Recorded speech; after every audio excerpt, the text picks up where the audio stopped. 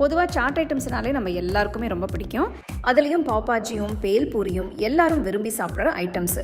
இன்றைக்கி நம்ம சூப்பரான இந்த சாட் ரெசிபீஸ் தான் பார்க்க போகிறோம். இந்த 2 ரெசிபியுமே எப்படி செய்கிறதுன்னு பார்க்கலாம் வாங்க. முதல்ல எல்லா காய்கறியும் வேக வைக்கலாம். அதுக்கு குக்கரில் 3 உருளைக்கிழங்கு கழுவிட்டு தோல் எடுத்துட்டு சின்ன சின்னதாக கட் பண்ணி போடுறேன். அடுத்து 3 மீடியம் சைஸ் கேரட் நறுக்குனது, 1 கப் ஃப்ரெஷ்ஷான பச்சை பட்டாணி போடுங்க. ஒரு சின்ன சைஸ் காலிஃப்ளவரை சின்ன சின்னதாக கட் பண்ணது சேர்க்குறேன். அடுத்து கொஞ்சமாக உப்பு போட்டு 1/4 டீஸ்பூன் மஞ்சள் தூள், 1 டீஸ்பூன் காஷ்மீரி மிளகாய் தூள் போட்டு நல்லா மிக்ஸ் பண்ணுங்க.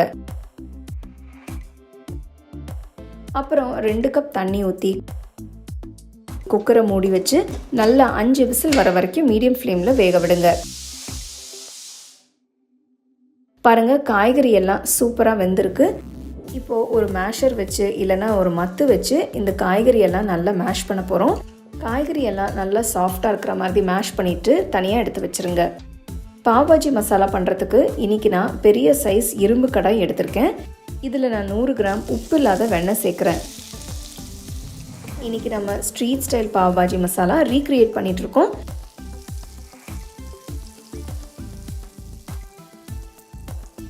அடுத்து 2 டேபிள் ஸ்பூன் எண்ணெயை ஊற்றி 1 டீஸ்பூன் சீரகம் போடுங்க.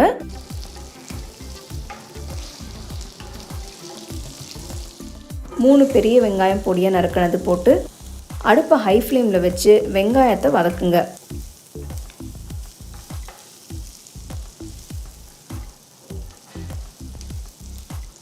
வெங்காயம் லைட்டாக கோல்டன் ப்ரௌன் கலருக்கு மாறினதும் பச்சை மிளகாய் போடுங்க.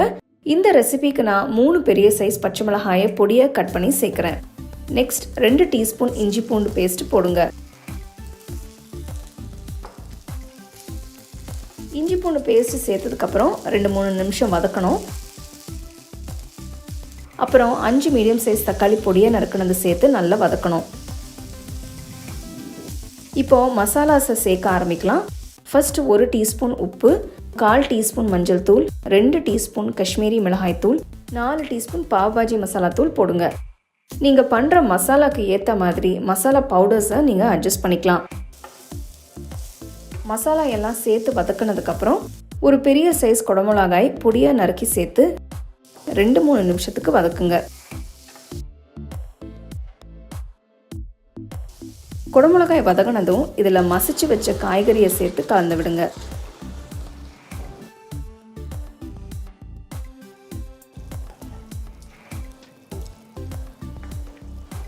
இப்போ ஒரு 1/2 கப் தண்ணி ஊற்றுங்க.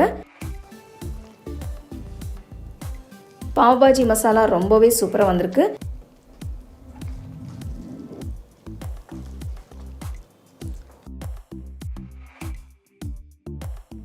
காய்கறி எல்லாம் நல்லா மேஷ் பண்ணதுக்கப்புறம் இன்னொரு 5 நிமிஷம் லோ ஃப்ளேமில் வச்சு வேக விடுங்க. இந்த ஸ்டேஜில் நீங்கள் உப்பு இருக்கான்னு செக் பண்ணி வேணும்னா இன்னும் சேர்த்துக்கலாம். 5 நிமிஷத்துக்கு அப்புறம் பாவ் பாஜி மசாலா இப்போ ரெடி ஆகிடுச்சு. நான் ஒரு சின்ன டிப்ஸ் சொல்கிறேன். ஒருவேளை மசாலா ரொம்பவே திக்காயிடுச்சுன்னா கொஞ்சம் சுடு தண்ணி ஊற்றலாம். அப்போ சரியான கன்சிஸ்டன்சிக்கு வந்துடும். ரெஸ்டாரண்ட்ஸில் பார்த்தீங்கன்னா கலர்லாம் நல்லா ரிச்சாக இருக்கும், ரொம்ப ரெட் கலரில் இருக்கும். இந்த கலருக்காக கொஞ்சம் ஃபுட் கலர் சேர்ப்பாங்க. நம்ம வீட்டில் பண்ணும்போது கலர் சேர்க்காம நேச்சுரல் கலர்லேயே பண்ணுறோம். கலர் விட நம்மளுக்கு ஃப்ளேவர் தான் ரொம்ப முக்கியம். பாவ் பாஜி மசாலா இப்போ ரெடி ஆகிடுச்சு, எடுத்து தனியாக வச்சுருங்க. அடுத்து நம்ம பாவ் பன்ஸை டோஸ்ட் பண்ணிக்கலாம். அதுக்கு தவாவில் கொஞ்சமாக வெண்ணெய் போடுங்க. பன்னை இந்த மாதிரி பாதியாக கட் பண்ணி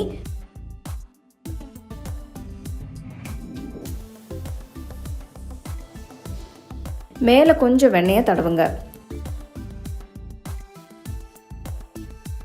பன் ஒரு பக்கம் கோல்டன் கலருக்கு மாறினதும் அடுத்த பக்கம் திருப்பி போடுங்க.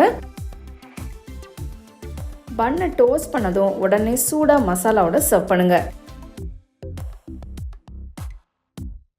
இந்த அருமையான பாவ் பாஜி மசாலா ரெசிபியை உங்களுக்கு செஞ்சு காமிச்சதுலேயும் உங்களோட ஷேர் பண்ணதுலேயும் எனக்கு ரொம்பவே சந்தோஷம். நீங்கள் எல்லாருமே கண்டிப்பாக இந்த ரெசிபியை ட்ரை பண்ணி என்ஜாய் பண்ணுவீங்கன்னு நம்புகிறேன்.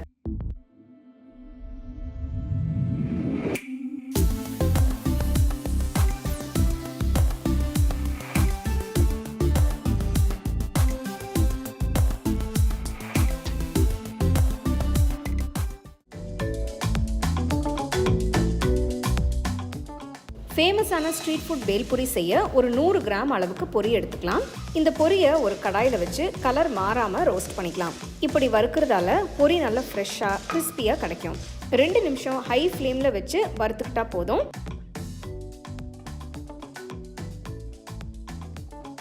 ஸ்டோவை ஆஃப் பண்ணிவிட்டு எடுத்து வச்சுருங்க. பேல் பூரி செய்ய தேவையான எல்லா இன்க்ரீடியன்ஸையும் நான் இங்கே ரெடியாக எடுத்து வச்சுருக்கேன். ஒரு பெரிய பவுலில் வறுத்த பொரியை சேர்த்துக்கலாம். அடுத்து கொஞ்சம் நம்கீன் இல்லைனா மிக்ஸ்சர் சேர்த்துக்கலாம். வறுத்த வேர்க்கடலை, வேக வச்சு தோல் எடுத்துட்டு சின்ன சின்னதாக கட் பண்ண ஒரு உருளைக்கிழங்கு, பொடுசா நறுக்குன ஒரு பெரிய வெங்காயம், விதையை எடுத்துட்டு பொடுசா நறுக்குன கொஞ்சம் தக்காளி, கடைசியா மேலே தூவ கொஞ்சம் தக்காளியை தனியாக எடுத்து வைக்கிறேன். ஒரு போல் சேவம் தூவுங்க. ஒரு போல் பாப்படியை சின்ன சின்னதாக உடைச்சு கொஞ்சமாக சேர்த்துக்கோங்க. கொஞ்சம் உப்பு, கொஞ்சம் காஷ்மீரி மிளகாய் தூள், கொஞ்சம் சாட் மசாலா தூள், பொடுசா நறுக்கின கொத்தமல்லி இலை,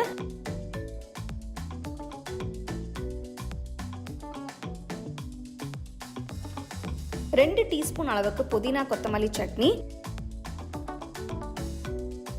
2 டீஸ்பூன் அளவுக்கு புளி பேரிச்சம்பழம் சட்னியும் சேர்க்குறேன். இந்த சட்னி அளவு எல்லாம் உங்கள் டேஸ்ட்டுக்கு தகுந்த மாதிரி நீங்கள் அட்ஜஸ்ட் பண்ணிக்கலாம்.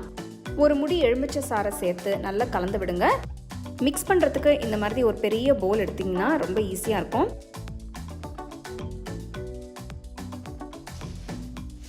பேல் பூரி ரெடி ஆகிடுச்சு. இதை கலந்து முடிச்சதுமே சர்வ் பண்ணிவிடுங்க.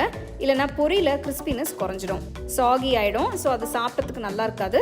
எல்லாத்தையும் ரெடி பண்ணி வச்சுக்கிட்டு சர்வ் பண்ணுறதுக்கு முன்னாடி மிக்ஸ் பண்ணி உடனே சர்வ் பண்ணிவிடுங்க.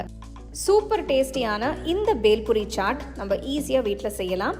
ஸோ இனிமேல் நீங்கள் கடைக்கு தான் போய் சாப்பிடணும்னு இல்லை, இந்த இன்க்ரீடியன்ஸ் எல்லாமே நீங்கள் வாங்கி வச்சிங்கன்னா ரொம்ப குயிக்காக நீங்கள் செஞ்சிடலாம். கண்டிப்பாக ட்ரை பண்ணி உங்கள் ஃபேமிலி ஃப்ரெண்ட்ஸோடு ஷேர் பண்ணுங்கள். இப்போது இதில் சேர்க்குற சட்னி எப்படி பண்ணலான்னு பார்க்கலாம். இப்போது ஸ்வீட் டாமரன் சட்னி, அதாவது இனிப்பு புளி சட்னி எப்படி செய்யுதுன்னு பார்க்கலாம். இதுக்கு ஒரு பேனில் தண்ணி ஊற்றி இதில் 10 பேரிச்சம்பழம் கொட்டை எடுத்துகிட்டு பொடியாக நறுக்கி இந்த பேனில் போட்டுக்கோங்க. பேரிச்சம்பழ துண்டுகள் நல்லா சாஃப்டாகிற வரைக்கும் நல்லா வேக வைக்கணும். 5 நிமிஷம் கழித்து இதில் 1/2 கப்பு புளி தண்ணி ஊற்றிக்கோங்க.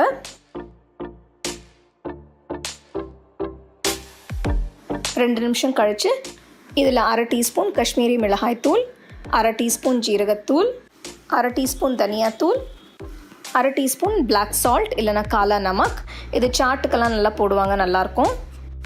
1/2 டீஸ்பூன் இஞ்சி பவுடர், 1/2 டீஸ்பூன் உப்பு, 2 டீஸ்பூன் வெல்லம் பவுடர் பண்ணி போட்டுக்கோங்க. இப்போ இதெல்லாம் போட்ட பிறகு நல்லா மிக்ஸ் பண்ணிவிடுங்க.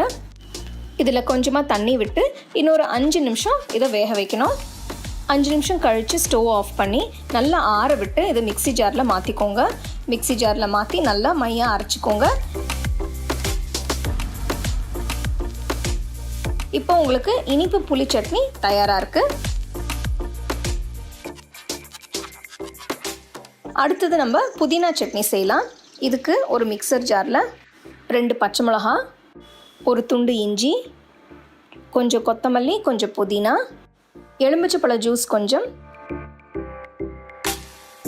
தேவையான அளவு உப்பு, இதெல்லாம் சேர்த்து கொஞ்சம் தண்ணி ஊற்றி நல்லா மையாக அரைச்சிக்கோங்க.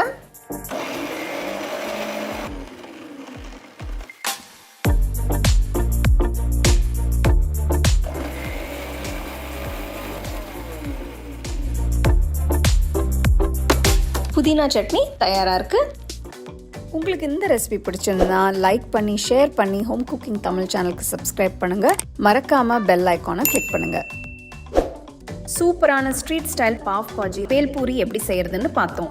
நீங்களும் இந்த ரெசிபிஸ் உங்கள் வீட்டில் ட்ரை பண்ணி உங்கள் பசங்களுக்கு கொடுங்க. உங்கள் பசங்க ரொம்ப என்ஜாய் பண்ணி சாப்பிடுவாங்க.